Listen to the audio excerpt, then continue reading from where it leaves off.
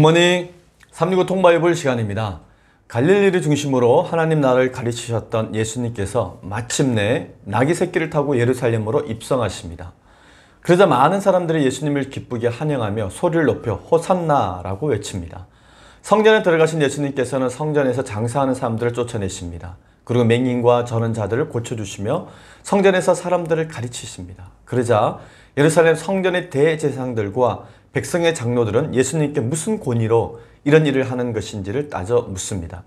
이에 예수님께서는 그들의 질문에 오히려 더 대답하기 곤란한 질문을 하시며 아버지의 말을 듣는 아들들의 비유, 또 포도원 주인이 보낸 종들과 아들을 죽인 농부들의 비유, 그리고 혼인잔치를 베푼 임금의 비유들로 그들을 가르쳐 주십니다.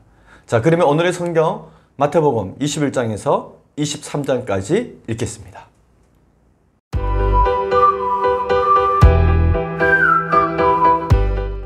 제287일 마태복음 21장. 그들이 예루살렘에 가까이 가서 감람산 벳바게에 이르렀을 때 예수께서 두 제자를 보내시며 이르시되 너희는 맞은편 마을로 가라. 그리하면 곧 매인 나귀와 나귀 새끼가 함께 있는 것을 보리니 풀어 내게로 끌고 오라.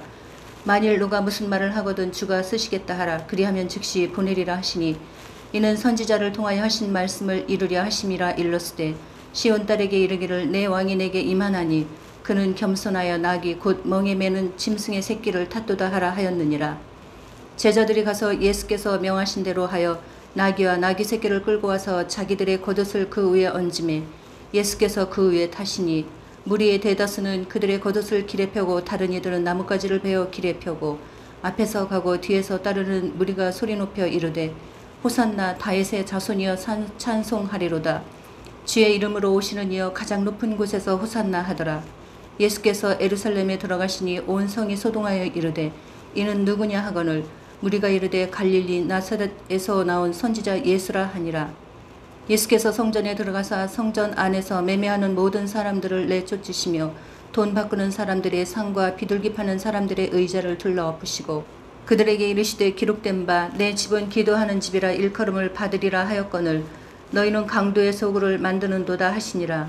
맹인과 저는 자들이 성전에서 예수께 나오매 고쳐주시니 대제사장들과 서기관들이 예수께서 하시는 이상한 일과 또 성전에서 소리질러 호산나 다윗의 자손이여 하는 어린이들을 보고 노하여 예수께 말하되 그들이 하는 말을 듣느냐. 예수께서 이르시되 그렇다 어린아기와 젖먹이들의 입에서 나오는 찬미를 온전하게 하셨나이다 함을 너희가 읽어본 일이 없느냐 하시고 그들을 떠나 성 밖으로 베다니에 가서 거기서 유하시니라.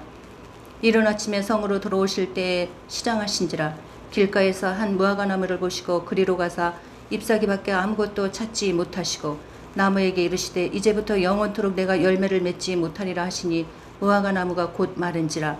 제자들이 보고 이상히 여겨 이르되 무화과나무가 어찌하여 곧 말랐나이까. 예수께서 대답하여 이르시되 내가 진실로 너희에게 이르노니 만일 너희가 믿음이 있고 의심하지 아니하면 이 무화과나무에게 된 이런 일만 할 뿐 아니라 이 산더러 들려 바다에 던져져라 하여도 될 것이요 너희가 기도할 때에 무엇이든지 믿고 구하는 것은 다 받으리라 하시니라. 예수께서 성전에 들어가 가르치실 때 대제사장들과 백성의 장로들이 나와 이르되 내가 무슨 권위로 이런 일을 하느냐. 또 누가 이 권위를 주었느냐. 예수께서 대답하시되 나도 한 말을 너희에게 물으리니 너희가 대답하면 나도 무슨 권위로 이런 일을 하는지 이르리라. 요한의 세례가 어디로부터 왔느냐. 하늘로부터냐 사람으로부터냐. 그들이 서로 의논하여 이르되 만일 하늘로부터라 하면 어찌하여 그를 믿지 아니하였느냐 할 것이요 만일 사람으로부터라 하면 모든 사람이 요한을 선지자로 여기니 백성이 무섭다 하여 예수께 대답하여 이르시되 우리가 알지 못하노라 하니 예수께서 이르시되 나도 무슨 권위로 이런 일을 하는지 너희에게 이르지 아니하리라.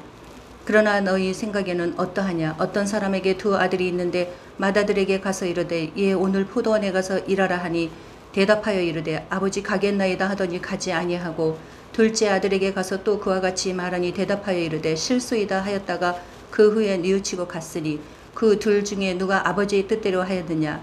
이르되 둘째 아들이니이다. 예수께서 그들에게 이르시되 내가 진실로 너희에게 이르노니 세리들과 장녀들이 너희보다 먼저 하나님의 나라에 들어가리라. 요한이 의의 도로 너희에게 왔거늘 너희는 그를 믿지 아니하였으되 세리와 장녀는 믿었으며 너희는 이것을 보고 또 끝내 뉘우쳐 믿지 아니하였도다. 다른 한 비유를 들으라.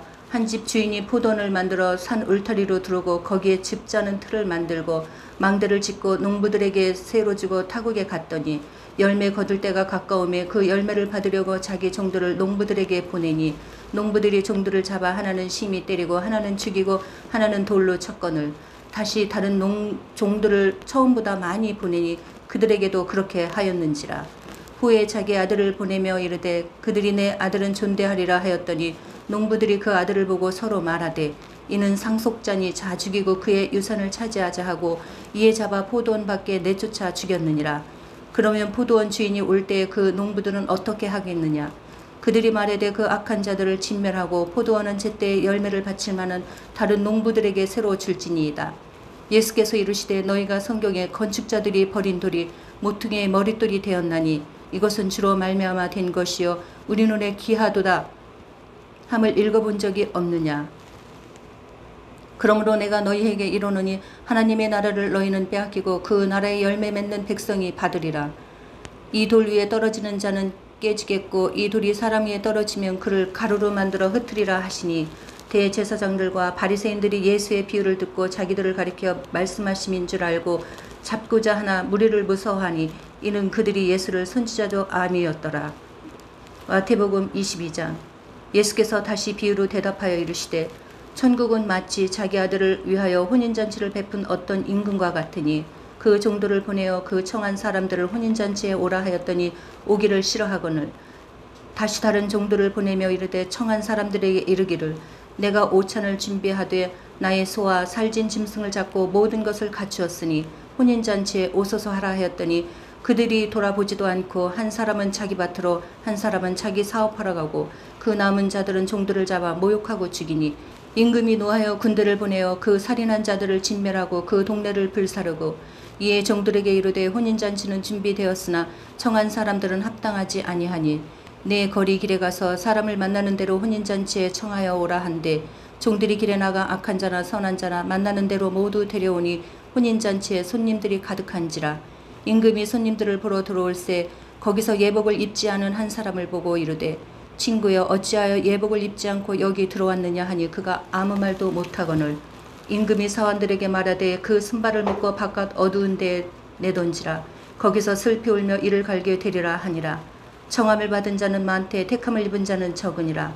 이에 바리새인들이 가서 어떻게 하면 예수를 말의 올무에 걸리게 할까 상의하고 자기 제자들을 헤롯 당원들과 함께 예수께 보내어 말하되 선생님이여 우리가 아노니 당신은 참되시고 진리로 하나님의 도를 가르치시며 아무도 꺼리는 일이 없으시니 이는 사람을 외모로 보지 아니하심이니이다. 그러면 당신의 생각에는 어떠한지 우리에게 이르소서. 가이사에게 세금을 바치는 것이 옳으니이까 옳지 아니하니이까 하니 예수께서 그들의 악함을 아시고 이르시되 외식하는 자들아 어찌하여 나를 시험하느냐. 세금 낼 돈을 내게 보이라 하시니 데나리온 하나를 가져왔거늘 예수께서 말씀하시되 이 형상과 이 글이 누구의 것이냐. 이르시되 가이사의 것이니이다. 이에 이르시되 그런즉 가이사의 것은 가이사에게 하나님의 것은 하나님께 바치라 하시니 그들이 이 말씀을 듣고 놀랍게 여겨 예수를 떠나가니라. 부활이 없다 하는 사두개인들이 그날 예수께 와서 물어 이르되 선생님이여 모세가 일렀으되 사람이 만일 자식이 없이 죽으면 그 동생의 그 아내에게 장가들어 형을 위하여 상속자를 세울지니라 하였나이다. 우리 중에 7형제가 있었는데 마지가 장가들었다가 죽어 상속자가 없으므로 그 아내를 그 동생에게 물려주고 그 둘째와 셋째로 7째까지 그렇게 하다가 최후에 그 여자도 죽었나이다. 그런즉 그들이 다 그를 취하였으니 부활 때에 7 중에 누구의 아내가 되리이까. 예수께서 대답하여 이르시되 너희가 성경도 하나님의 능력도 알지 못하는 거로 오해하였도다. 부활 때에는 장가도 아니가고 시집도 아니가고 하늘에 있는 천사들과 같으니라. 죽은 자의 부활을 논할진대 하나님이 너희에게 말씀하신 바 나는 아브라함의 하나님이요 이삭의 하나님이요 야곱의 하나님이시로다 하신 것을 읽어보지 못하였느냐. 하나님은 죽은 자의 하나님이 아니요 살아있는 자의 하나님이시니라 하시니 무리가 듣고 그의 가르치심에 놀라더라. 예수께서 사두개인들로 대답할 수 없게 하셨다함을 바리새인들이 듣고 모였는데 그 중에 한 율법사가 예수를 시험하여 묻되 선생님 율법 중에 어느 계명이 크니이까.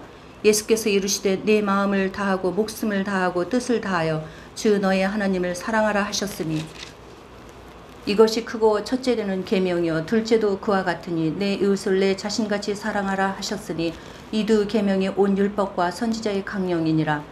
바리새인들이 모였을 때 예수께서 그들에게 물으시되 너희는 그리스도에 대하여 어떻게 생각하느냐? 누구의 자손이냐? 대답하되 다윗의 자손이니이다. 이르시되 그러면 다윗이 성령에 감동되어 어찌 그리스도를 주라 칭하여 말하되 주께서 내 주께 이르시되 내가 내 원수를 내 발 아래에 둘 때까지 내 우편에 앉아 있으라 하셨도다 하였느냐. 다윗이 그리스도를 주라 칭하였은즉 어찌 그의 자손이 되겠느냐 하시니 한마디도 능히 대답하는 자가 없고 그날부터 감히 그에게 묻는 자도 없더라. 마태복음 23장. 이에 예수께서 무리와 제자들에게 말씀하여 이르시되 서기관들과 바리새인들이 모세의 자리에 앉았으니 그러므로 무엇이든지 그들이 말하는 바는 행하고 지키되 그들이 하는 행위는 본받지 말라.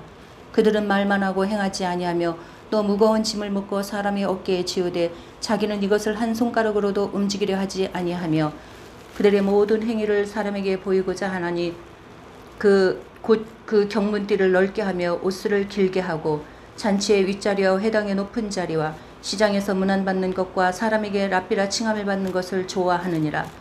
그러나 너희는 랍비라 칭함을 받지 말라. 너희 선생은 하나요 너희는 다 형제니라. 땅에 있는 자를 아버지라 하지 말라. 너희 아버지는 한 분이시니 곧 하늘에 계신 이시니라. 또한 지도자라 칭함을 받지 말라. 너희의 지도자는 한 분이시니 곧 그리스도시니라. 너희 중에 큰 자는 너희를 섬기는 자가 되어야 하리라. 누구든지 자기를 높이는 자는 낮아지고 누구든지 자기를 낮추는 자는 높아지리라. 화 있을진저 외식하는 서기관들과 바리새인들이여 너희는 천국문을 사람들 앞에서 닫고 너희도 들어가지 않고 들어가려 하는 자도 들어가지 못하게 하는도다.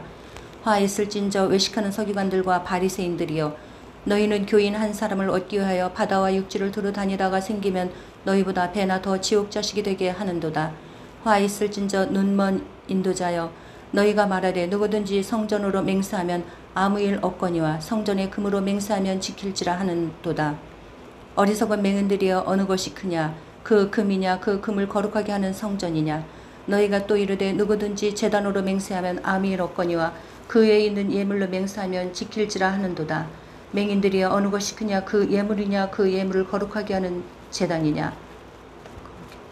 그러므로 제단으로 맹세하는 자는 제단과 그 외에 있는 모든 것으로 맹세하며 또 성전으로 맹세하는 자는 성전과 그 안에 계신 이로 맹세하며 또 하늘로 맹세하는 자는 하나님의 보좌와 그 위에 앉으신 이로 맹세함이니라.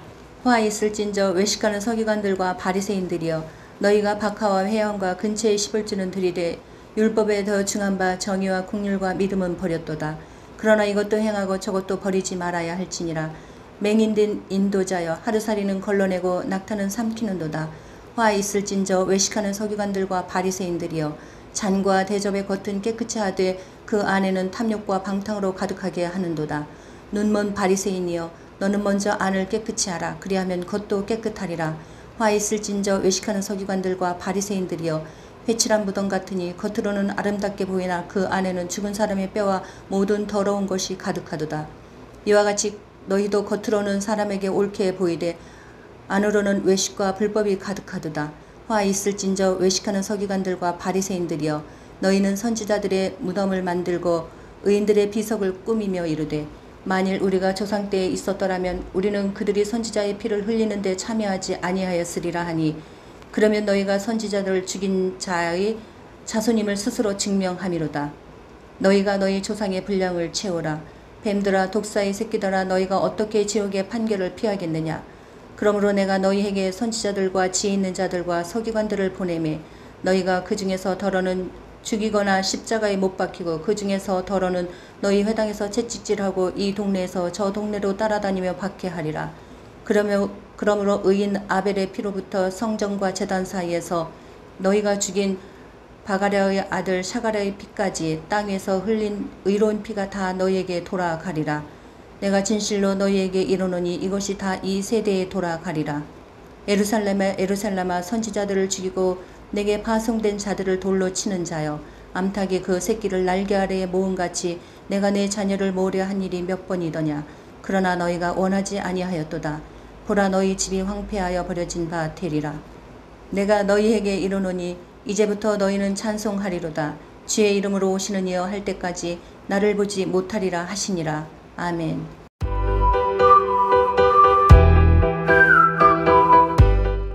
오늘 읽은 본문의 말씀을 세 가지 포인트로 정리해 보겠습니다. 첫 번째 포인트.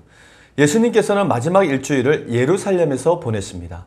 예수님의 공생의 3년 가운데 마지막 일주일을 정리하면 다음과 같습니다.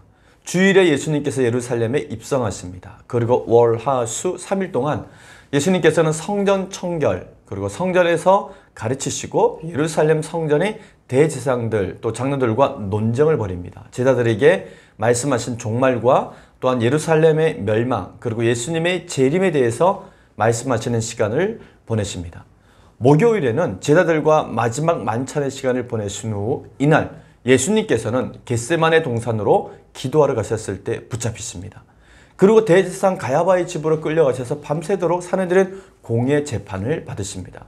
금요일에는 빌라도의 재판을 받으시고 십자가에 못 박히십니다. 그리고 3일 후 주일 새벽에 예수님께서는 사망과 권세를 모두 깨뜨리시고 부활하십니다. 이제 예수님의 마지막 일주일 가운데 먼저 예루살렘 입성 준비를 살펴보겠습니다. 예수님께서는 예루살렘에 입성하기 위해 나귀 한 마리를 준비하십니다. 예수님께서 나귀를 타신 것은 스가랴 선지자를 통한 하나님의 말씀을 성취하기 위함이었습니다. 시온에 따라 크게 기뻐할지어다. 예루살렘에 따라 즐거이 부를지어다. 보라, 내 왕이 내게 임하시나니 그는 공의로우시며 구원을 베푸시며 겸손하여서 나귀를 타시나니 나귀의 작은 것 곧 나귀 새끼니라. 아멘. 예수님의 예루살렘 입성은 마치 왕의 행차처럼 군중들이 크게 환영하며 환호했습니다. 특히 여기에서 군중들이 외친 호산나는 우리를 구원하소서라는 뜻으로 군중들의 구원을 간구하는 짧은 기도를 외쳤던 것입니다. 또한 메시아를 갈망하는 유대 민족이 환호하였습니다. 다윗의 자손이여 라는 외침 또한 메시아의 또 다른 표현이었습니다. 이렇게 예루살렘 백성들이 예수님을 열광하며 환영한 것은 과거 북이스라엘 백성들이 예후를 왕으로 맞이할 때 행했던 일과 비슷한 일이었습니다. 무리가 각각 자기의 옷을 급히 가져다가 섬돌 위 곧 예후의 밑에 깔고 나팔을 불며 이르되 예후는 왕이라 하니라. 아멘. 이처럼 예수님의 예루살렘 입성은 온 성에 큰 소동이 난 것과 같았습니다.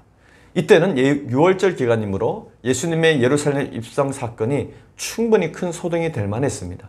유월절에 로마 제국 전역으로부터 예루살렘에 엄청난 수의 디아스포라 유대인들이 예루살렘으로 모여드는 때였습니다. 당시 예루살렘 성 안에는 대략 3만 명의 인구가 살았던 것으로 추정하고 있습니다. 그런데 유월절을 비롯한 유대인의 3대 명절에는 평소보다 수십 배가 많은 사람들이 모여들었습니다. 어느 성경학자는 유월절에 예루살렘으로 약 270만 명 정도가 모여들었다고 주장하기도 합니다. 사람들은 예수님을 맞이하면서 나사렛에서 온 선지자라고 했습니다. 이렇게 예수님이 예루살렘 입성이 군중들이 큰 환호와 환영을 받은 것은 예수님의 3년 동안의 공생의 사역이 정말 대중적이었고 또 성공적이었고 큰 사건이었다는 것을 말해주고 있습니다. 이는 솔로몬의 화려함과도 비교할 수 없는 예수님의 위대한 예루살렘 입성 사건이었습니다. 두 번째 포인트. 예수님의 예루살렘 입성 이후 사내들인 공회의 본격적인 공격이 이어집니다. 예수님께서는 주일에 예루살렘에 입성하신 후 다음날 월요일에 성전 청결 사건을 일으키십니다. 예수님께서 밝히신 성전의 의미는 이사야 선지자를 통한 하나님의 말씀과 솔로몬이 드린 성전 봉헌식 기도를 인용하셨던 것입니다. 이사야 선지자는 내 집은 만민이 기도하는 집이라고 일컬음을 받게 될 것이라고 말했고, 솔로몬의 기도에서는 이방인들이 이 성전을 향하여 기도하거든 주는 그들이 부르짖는 대로 이루사 땅의 만민이 주의 이름을 알고 주의 백성 이스라엘처럼 하나님을 경외하게 하옵소서라고 기도했습니다. 그런데 당시 예루살렘 성전에서는 이방인의 뜰을 모두 없애고 디아스포라 유대인들을 위한 재물을 파는 장사판으로 만들었던 것입니다. 즉 이방인들의 설 자리가 없었습니다. 그래서 예레미야 선지자의 지적처럼 성전을 도둑의 소굴로 만들어 놓았던 것입니다. 내 이름으로 일컬음을 받는 이 집이 너희 눈에는 도둑의 소굴로 보이느냐? 보라, 나 곧 내가 그것을 보았노라. 여호와의 말씀이니라. 아멘. 예수님께서 성전은 만민이 하나님께 기도하는 곳임을 다시 상기시켜 주십니다. 그래서 예루살렘 성전의 대제사장 세력들이 예수님을 두려워합니다. 그리고 그들은 예수님을 죽일 궁리를 하기 시작합니다. 대제사장들과 장로들이 예수님의 존재를 두려워했던 이유는 예수님께서 공생애 3년 동안 행하셨던 일들이 그들을 두렵게 했기 때문입니다. 그리고 예수님께서 예루살렘에 입성하실 때 일어난 군중들의 뜨거운 반응이 그들을 두렵게 만들었습니다. 결국 이들은 이 모든 이유로 인해 예수님을 죽이기로 결정합니다. 성전 청결 사건 이후에 예수님은 맹인과 다리 저는 사람들을 고쳐주십니다. 이는 이사야 선지자를 통한 하나님의 말씀이 성취된 것이었습니다. 마태는 월요일 이른 아침에 있었던 열매 맺지 못하는 무화과 나무 저주 사건을 기록합니다. 이제 예루살렘 성 안에서 화요일에 일어난 예수님의 행적이 이어집니다. 먼저 예수님께서 행하신 말라버린 무화과 나무의 일로 제자들이 질문을 합니다. 제자들이 보고 이상히 여겨 이르되 무화과 나무가 어찌하여 곧 말랐나이까? 이 질문에 대해 예수님은 다음과 같이 대답해 주십니다. 예수님께서 대답하여 이르시되 내가 진실로 너희에게 이르노니 만일 너희가 믿음이 있고 의심하지 아니하면 무화과 나무에게 된 이런 일만 할 뿐 아니라 이 산더러 들려 바다에 던지라 하여도 될 것이요 너희가 기도할 때 무엇이든지 믿고 구하는 것은 다 받으리라 하시니라. 아멘. 계속해서 예루살렘 성전의 대제사장들과 백성의 장로들인 산헤드린 공회의 회원들이 예수님께 권위에 대한 질문을 하면서 예수님을 괴롭히고 논쟁을 벌입니다.